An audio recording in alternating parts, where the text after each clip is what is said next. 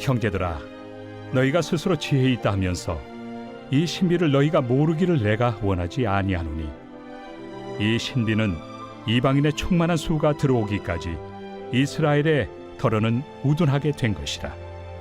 그리하여 온 이스라엘이 구원을 받으리라.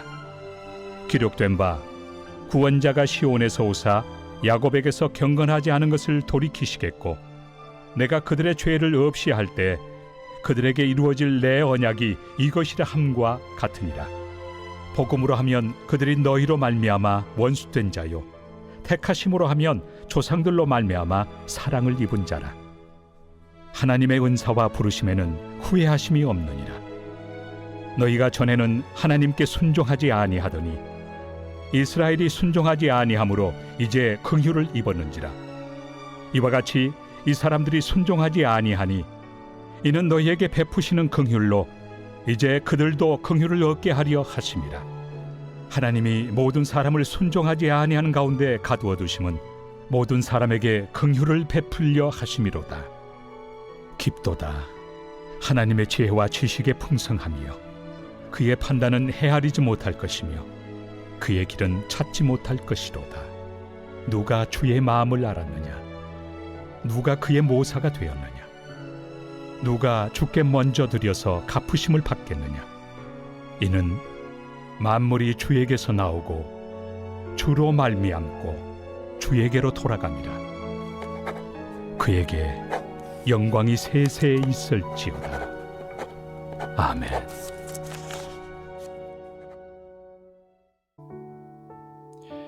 우리가 성경을 읽다 보면 의문이 드는 부분이 가끔 있습니다.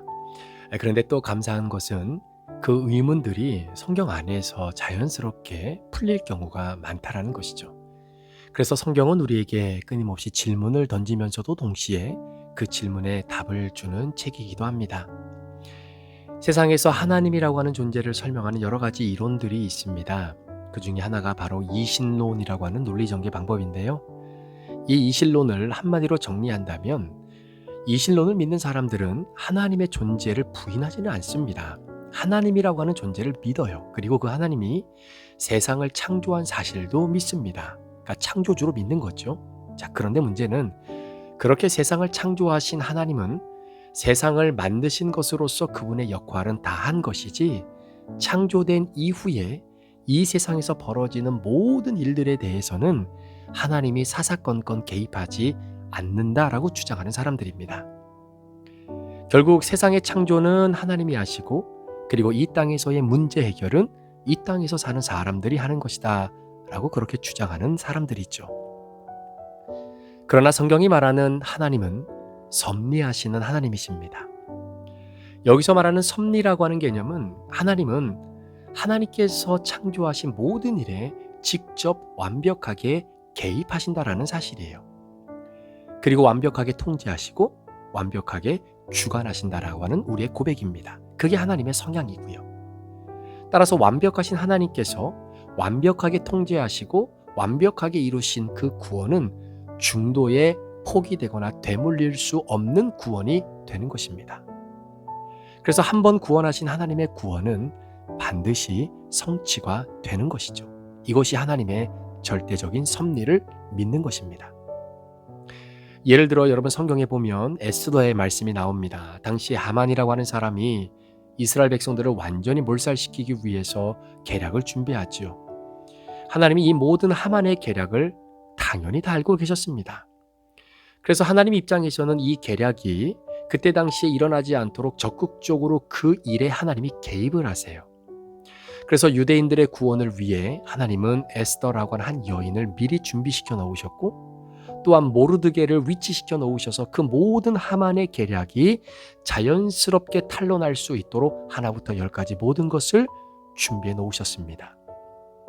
그래서 하나님의 적극적인 개입 때문에 여러분 유대인들은 살 수 있었습니다. 하나님의 개입은 완벽했고요, 절대로 실패하지 않았습니다. 자, 그런데 그런 하나님의 완벽한 섭리를 우리가 믿고 그렇게 성경을 바라보고 있는 가운데 한 가지 의문이 드는 것은, 자, 그렇다면 다윗이 밧세바를 취하여 범죄할 때 과연 그때는 하나님이 개입하셔서 왜 이것을 막아주지 않으셨는가? 라고 하는 질문이 들 수 있죠. 심지어 다윗이 아름다운 밧세바의 모습을 보자마자 마음과 생각 속에 음욕이 들어왔다는 것을 하나님도 알고 계셨습니다. 그리고 실제로 범죄 현장이 일어나고 있는 그때도 하나님은 다 보고 계시고 알고 계셨어요. 그러면 다윗이 돌이킬 수 없는 그 죄악의 자리까지 가지 않도록 하나님이 먼저 개입하셔서 막아주시면 되는 건 아니겠습니까? 왜 에스더 때는 그렇게 적극적으로 개입을 하시더니 아니 왜 다윗 때는 적극적으로 개입을 하지 않으시냐라는 거예요. 우리가 살아내고 있는 우리의 삶도 마찬가지입니다. 하나님의 보호하심과 그분의 섭리를 믿고 살아가는 사람들에게는 여러분 정말로 큰 사고가 일어나기 전에 우리를 막아주실 수 있잖아요. 그런 사고가 일어나면 안 되잖아요. 하나님이 지켜보고 계시는데 하나님이 충분히 막으실 능력이 있으신데 말입니다. 그런데 왜 죄를 짓도록 그냥 내버려 두시고 그리고 그 죄를 지음으로 말미암아 얻게 되어지는 그 수치와 모욕을 하나님이 사랑하시는 사람에게 그냥 당하게 내버려 두시는 이유가 무엇일까요?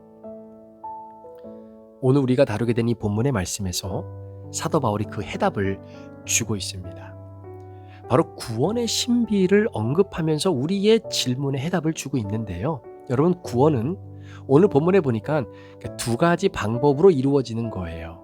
물론 믿음으로 말미암아 그 은혜로 인하여 구원을 얻는데 그 믿음으로 구원이 이루어지는 그 루트, 그 채널을 오늘 두 가지를 이야기합니다. 첫 번째 채널은요. 하나님의 적극적인 개입 이후에 이루어지는 경우. 그러니까 하나님께서 그 삶에, 그 사람의 인생에 완벽하게 개입하셔서 그 사람으로 하여금 구원의 은혜를 경험할 수 있도록 하나님께서 역사하시는 경우가 있고요. 그 다음은 하나님께서 굳이 그렇게 개입하지 않으시고 그냥 그대로 내버려 두심으로 인해 구원이 이루어지도록 하시는 경우가 있다는 겁니다. 자, 25절의 말씀 오늘 본문에 보면 이스라엘의 구원이 완성될 때까지 이스라엘의 일부는 더러는 우둔하게 둔다 이렇게 말씀을 하세요. 그러니까 이스라엘의 구원을 위해 불순종의 상태로 그냥 그 사람들을 그냥 놔두시는 겁니다. 그리고 그렇게 불순종한 상태로 있는 자들을 훗날에 하나님께서 긍휼히 여기시겠다라고 하시는 거예요. 그게 바로 32절의 말씀입니다.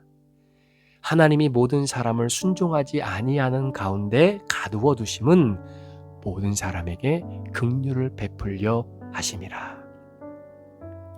따라서 죄짓지 못하도록 역사하셔서 구원의 은혜를 누리게 하는 방식이 있는가 하면 죄를 짓는 자들, 불순종하는 자들을 그대로 내버려 둠으로 그들에게 구원을 이루시는 하나님의 또 다른 방법이 그것이 구원의 신비다라는 거예요. 여러분, 구속사라고 하는 이 하나님의 은혜 가운데는요, 구원의 루트가 정말로 다양하고 매우 창조적이다라고 하는 사실을 기억하셔야 합니다.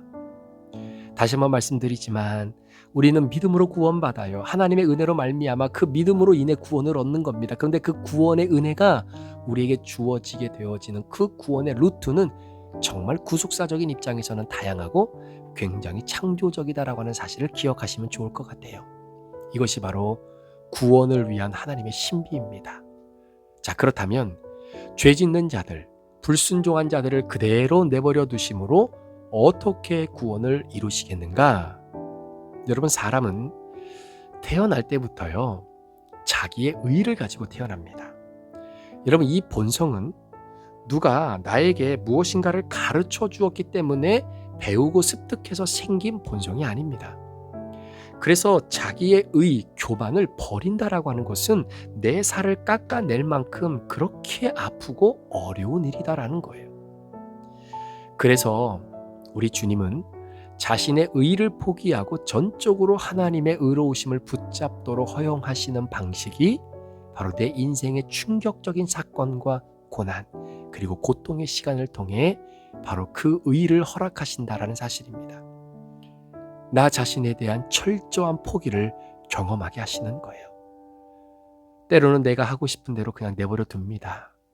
때로는 내가 죄짓고 싶은 마음 그대로 죄짓도록 내버려 두실 때도 있습니다.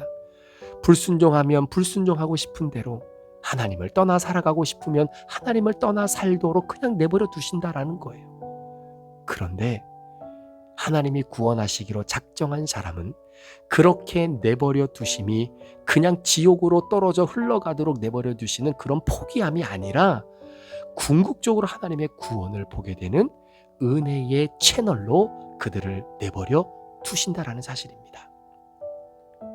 여러분, 다윗이 밧세바를 취하고 난 이후에 다윗이 분수령적인 회개를 하나님께 드린 이유가 바로 여기에 있는 겁니다. 다윗은 봤어요. 자신의 철저한 밑바닥을 봤기 때문입니다.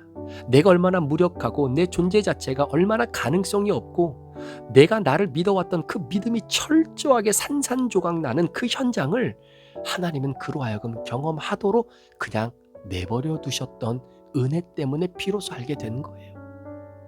그리고 나는 아무것도 할 수 없으니 하나님 나를 이끄시고 내 인생의 주인 되시는 하나님을 전적으로 붙잡을 수밖에 없도록 인도하시는 하나님의 구원의 신비가 있다는 사실을 깨닫게 된 겁니다. 그래서 다윗은요, 그 밧세바의 사건 이전과 이후에 완전히 180도 다른 인생을 살아갑니다. 그 이전까지는 이런저런 일 때문에 하나님 앞에 불순종하고 또 자신의 의와 자신의 자랑, 자신의 힘을 과시하기 위해 여러 가지로 하나님의 마음을 아프게 했던 결과들도 있지만 바로 이 밧세바 사건 이후에 분수령적인 회개를 통해 내 자신의 그 찌질함을 철저하게 깨닫고 난 이후에는 절대로 하나님의 마음을 아프게 해드리는 다윗의 모습이 성경에 기록되지 않습니다. 이 구원의 신비로움이 이스라엘 백성들에게 적용이 되고 현재를 살아가는 나에게도 동일하게 적용되는 원리입니다.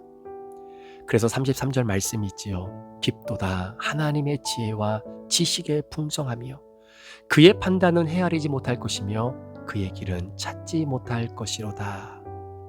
맞습니다, 여러분. 이것이 하나님의 깊은 섭리의 신비, 구원의 방법이십니다. 우리가 어찌 주님의 마음을 알겠습니까?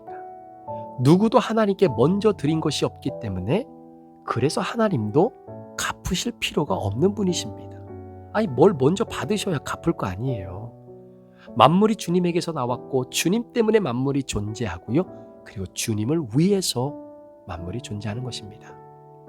오늘 하루 하나님의 그 깊고도 깊은 섭리를 내 짧은 이성과 나의 경험 그리고 내 생각으로 단절하고 절단하는 것이 아니라 하나님을 사랑하는 자, 곧 그 뜻대로 부르심을 입은 자들에게는 정말 모든 것이 합력하여 선을 이루게 하시는 그 신비로움을 믿음으로 함께 인정하고 감사함으로 살아가는 복된 오늘 하루가 되시기를 우리 구주 예수 그리스도의 이름으로 간절히 축원합니다. 기도하시겠습니다. 하나님이 우리를 내버려 두시는 것은 우리를 포기하심이 아니라 그 내버려 두심의 은혜를 통해 우리로 하여금 구원의 기쁨을 경험하도록 하나님의 섭리 가운데 있음을 깨닫습니다. 하나님, 오늘 우리가 이해하지 못하는 환경과 여건을 맞닥뜨릴 때마다 하나님을 원망하기보다는 모든 것을 합력하여 선을 이루시는 하나님의 섭리가 오늘도 내 안에 주어졌다는 것을 믿음으로 해석할 수 있도록 하나님 우리 성도들을 지켜주시고 도와주시옵소서.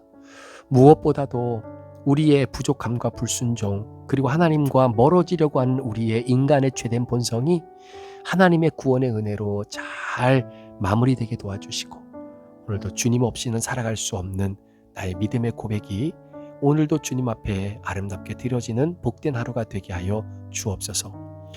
우리는 하나님의 깊은 지혜와 그 지식의 풍성함, 그 판단을 다 헤아리지 못합니다.